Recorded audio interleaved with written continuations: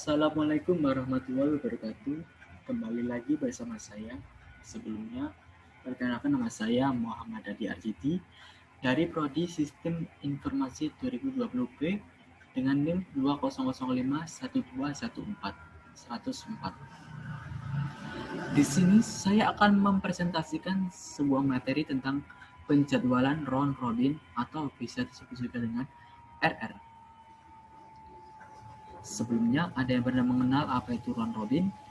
Jika belum, mari kita bahas sama-sama. Pengertian penjadwalan round robin. Round robin adalah salah satu algoritma yang digunakan oleh penjadwal proses dan jaringan dalam komputasi. Karena istilah ini umumnya digunakan, irisan waktu ditetapkan untuk setiap proses dalam porsi yang sama dan dalam urutan melingkar, menangani semua proses tanpa prioritas. Merupakan penjadwalan preemptif, prime by time, karena proses pencelahannya berdasarkan lama waktu prosesnya. Setiap proses diberi waktu proses yang sama atau disebut juga dengan kuanta. Ketentuan penjadwalan round robin. 1.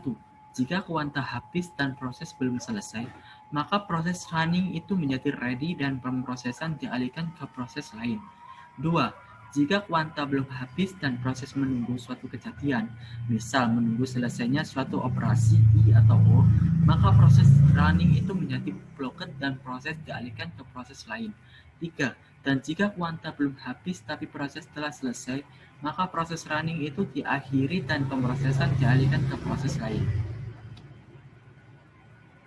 Selanjutnya, kita masuk pada bagian implementasi penjadwalan round robin. 1. Sistem mengelola proses ready sesuai urutan kedatangannya. 2. Sistem mengambil proses yang ada di depan antrian ready. 3. Bila kuanta belum habis dan proses selesai, maka sistem mengambil proses yang ada di depan antrian ready selanjutnya. 4. Dan jika kuanta habis dan proses belum selesai, maka tempatkan proses running ke belakang antrian proses ready. Berikut gambaran pada CPU running. Pada P1 memiliki pada waktu 3 times unit memiliki 2 unit. P2 4 times unit memiliki 2 unit. P3 2 times unit memiliki 2 unit. P4 3 times unit memiliki 2 unit. P5 3 times unit memiliki 2 unit. P6 dengan 5 times unit memiliki waktu 2 unit. P7 dengan 4 times unit memiliki 2 unit. Dan P8 2 times unit juga memiliki 2 units. Consider the following set of processes that arrive at time 0 with the length of the CPU both given in millisecond and time quantum take as 4 milliseconds for round robin scheduling. Process ID P1 burst time 424, P2 burst time 3, P3 burst time 3.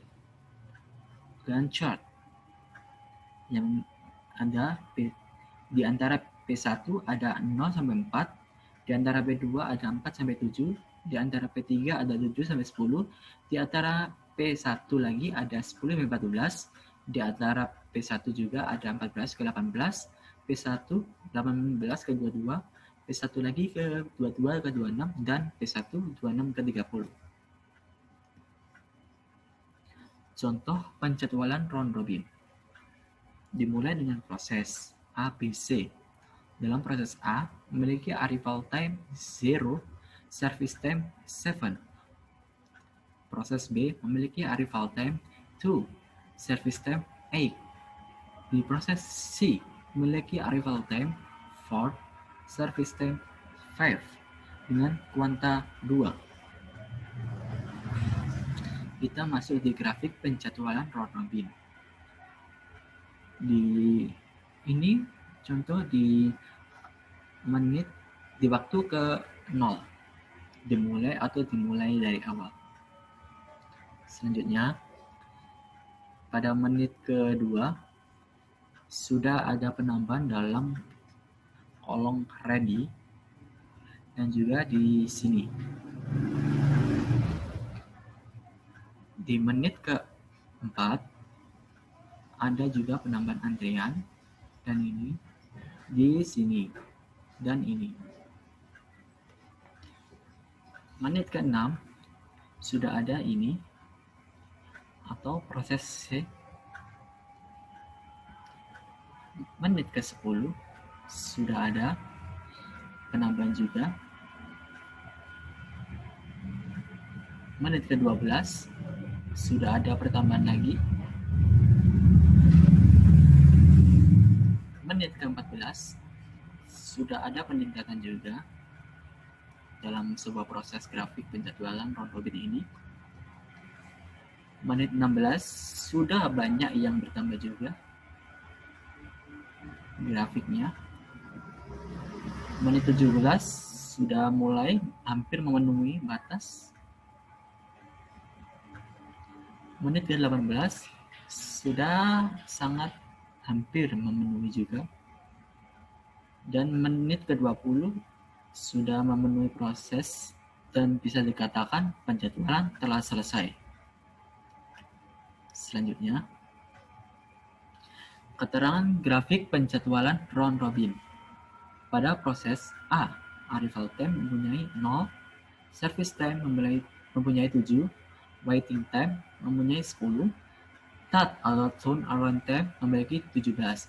Pada proses B, memiliki arrival time 2, service time 8, waiting time 10, start 18. Pada proses C, memiliki proses arrival time 4, service time 5, waiting time 9, start 14.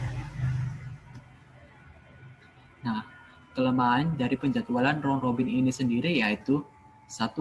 Kuanta terlalu besar menyebabkan waktu tanggap besar dan turn around time rendah. 2. Kuanta terlalu kecil mengakibatkan peralihan proses terlalu banyak menurunkan efisiensi proses. Contoh kelemahan penjadwalan round robin pertama atau bisa disebut juga dengan kuanta besar. Pada proses A mempunyai arrival time 0, service time 7. Proses B memiliki arrival time 2, service time 8. Proses C memiliki arrival time 4, service time 5 dengan kuanta 6.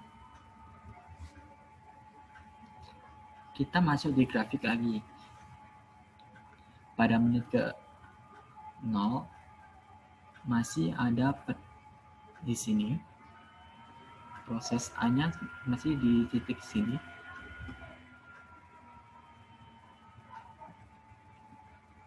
Di menit kedua sudah ada penambahan di kolom ready. Menit keempat ini ada peningkatan juga dan penambahan di dalam antrian. Menit ke-6 ini ada juga penambahan dan ini ada perubahan warna.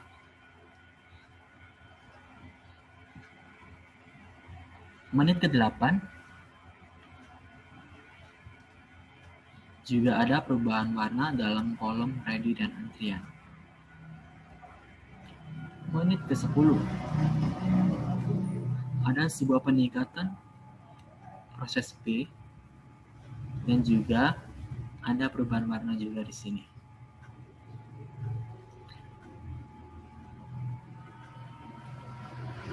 Pada menit ke-12 juga ada peningkatan dalam proses B. Menit 14 ada penambahan dalam kolom warna biru ini atau bisa disebut juga proses C. Menit ke-16 ada penambahan ini yang cukup banyak juga di proses C. Menit ke-18 wah, ini juga ada penambahan pada proses A sebanyak 18.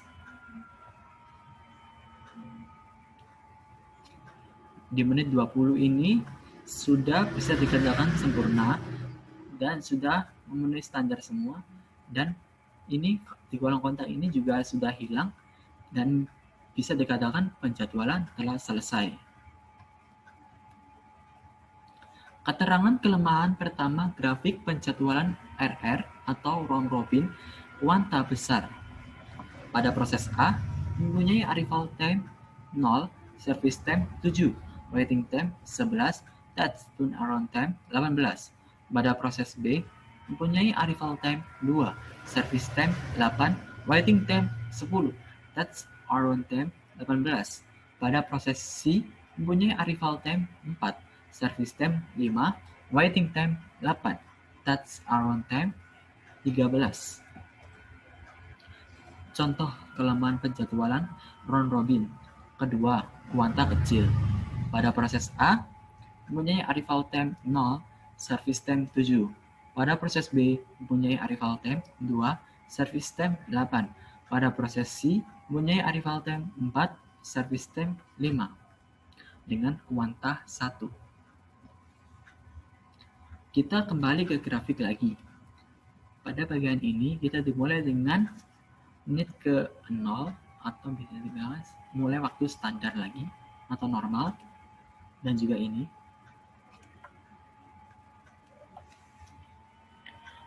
pada menit ke 1 masih kosong juga, tidak ada peningkatan. Pada mulai masuk di menit kedua sudah ada penambahan di kolom ready ini yang berwarna hijau. Menit ketiga yang hijau tadi turun ke sini dan juga yang A masuk ke dalam kolom ready.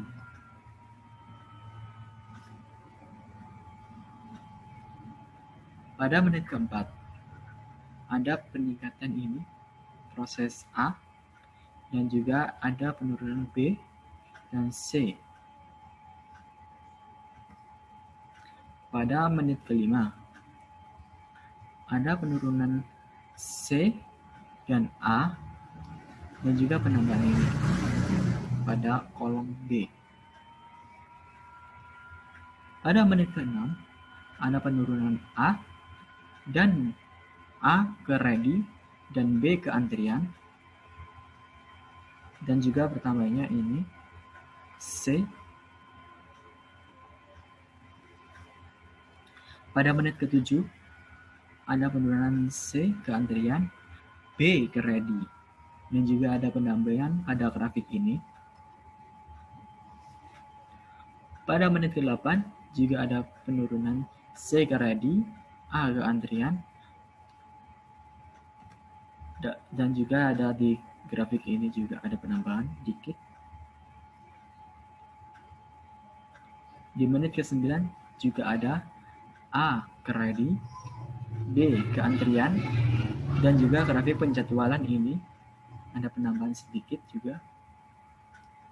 Di menit ke-10 juga ada penurunan B ke ready, C ke antrian dengan grafik penjadwalan seperti ini. Di menit ke-11 ada penurunan C ke ready, A ke antrian, dan juga ada penambahan grafik seperti ini. Menit ke-12 ada penurunan A ke ready, B ke antrian, dan juga mempunyai grafik penjadwalan seperti gini. Menit 13 ada penurunan B ke ready, C ke antrian, dan juga grafik penjadwalan ini juga berubah dan juga ada penambahan gini. Menit ke-14 C turun ke ready, A turun ke antrian, dan juga ada penambahan di grafik penjadwalan ini. Menit ke-15 juga ada A ke ready, B ke antrian, dan juga ada perubahan pada grafik ini. Menit 16 juga ada penurunan B ke ready, C ke antrian, dan juga ada perubahan di grafik ini. Menit ke-17 juga ada penurunan C ke ready, dan bedanya antrian tidak ada penambahan atau kosong, dan juga ini ada perubahan.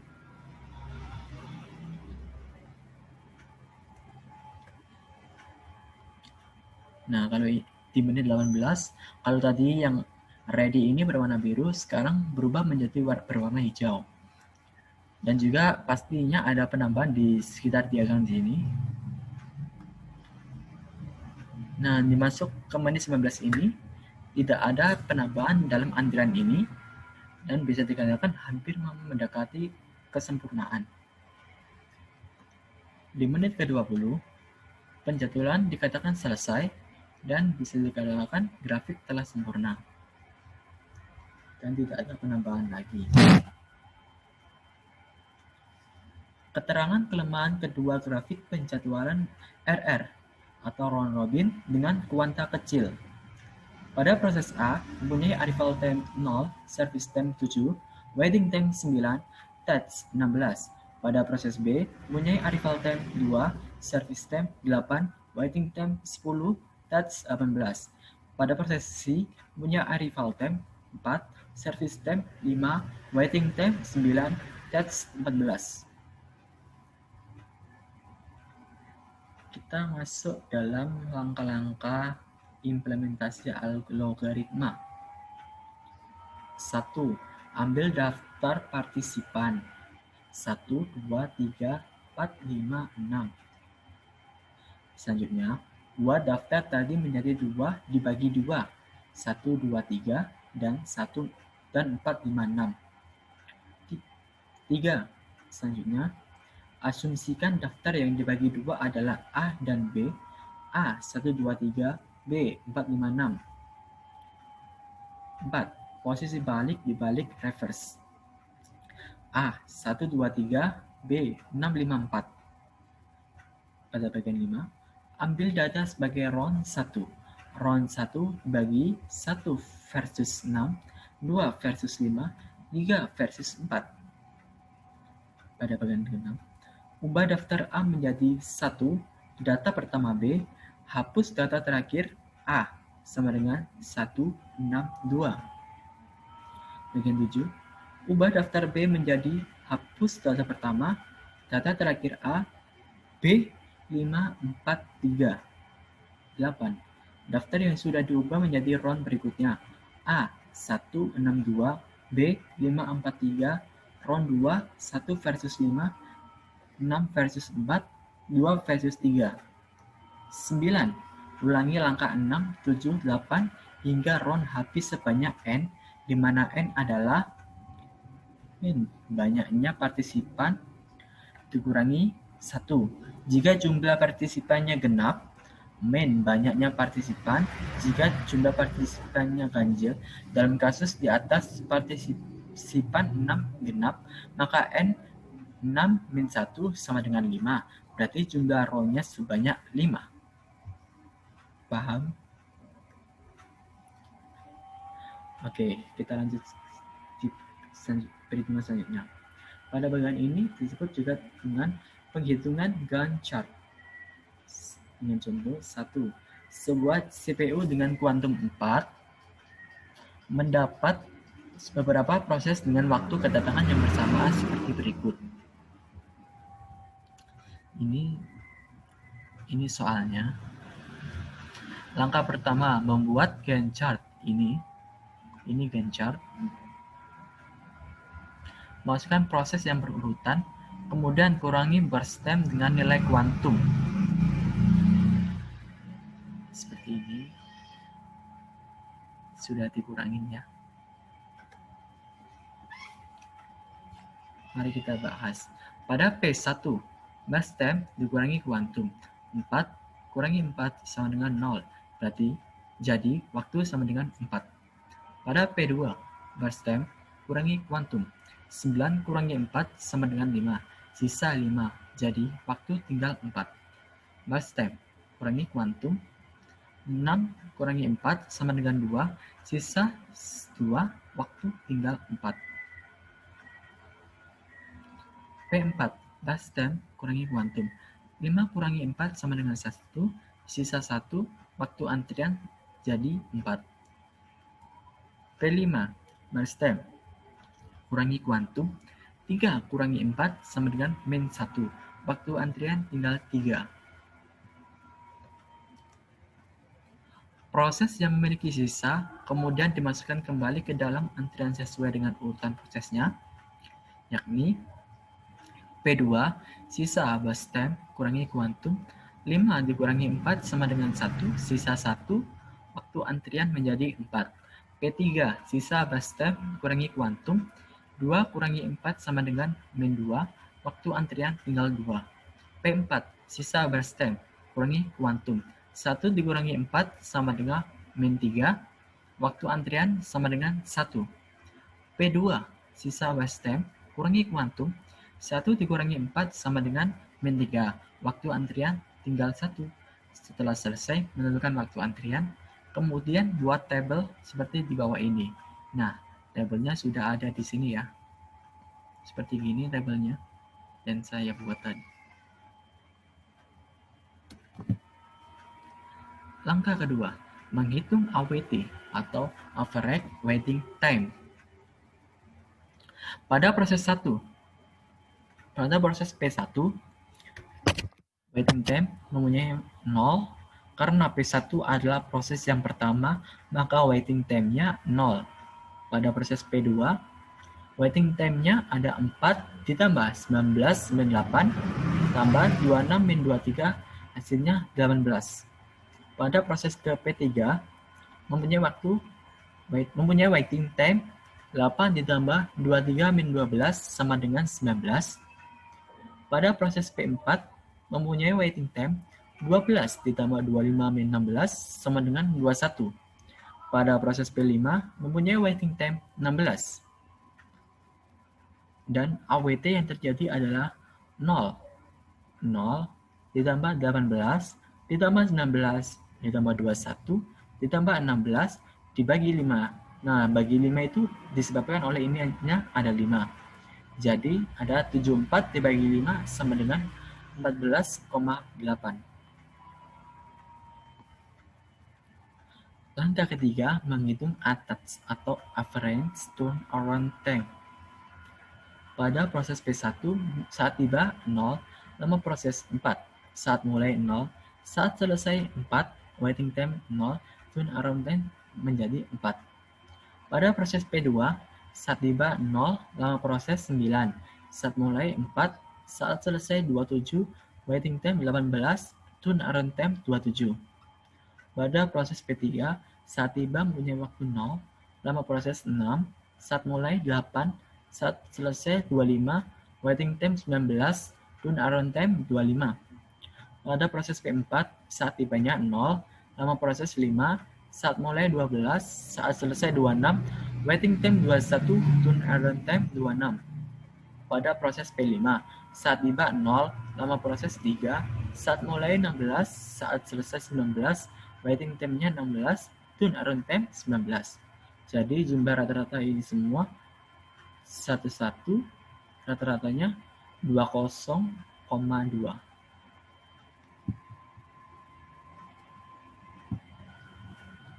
Sistem pendukung keputusan penjadwalan pengemudi dengan menggunakan algoritma round-robin.